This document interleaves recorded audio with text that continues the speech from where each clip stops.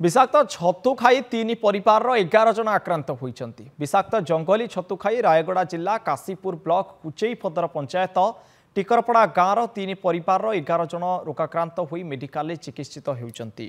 11 जनक मध्यरु परिवार 6 जन टिकिरी ओसापड़ा मेडिकल चिकित्सित अवस्था अच्छी। से भली अन्य 2 परिवार 5 जन ओसापड़ा मेडिकल चिकित्सित होते। स्वास्थ्य अवस्था सुधार न आसबार से रायगड़ा जिला मुख्य चिकित्सालय भर्ती कराଯାଇଛି। गाँवर 3 जन महिला शनिवार सकाळे निकटस्थ जंगल को जाई छतु गोटाई आनी। यापर समस्ते छतु रोषेई करी खाइथिले। तेबे संध्यारे समस्त को बांती हेबा सहित मुंड बुलाइथिला एवं तांकर स्वास्थ्य अवस्था बिगिड़ी जाइथिला। यापर सेमानकु निकटस्थ स्वास्थ्य केन्द्र रे भर्ती कराଯାଇथिला। छतु की छतु खाइथिला? स्वर्गी छतु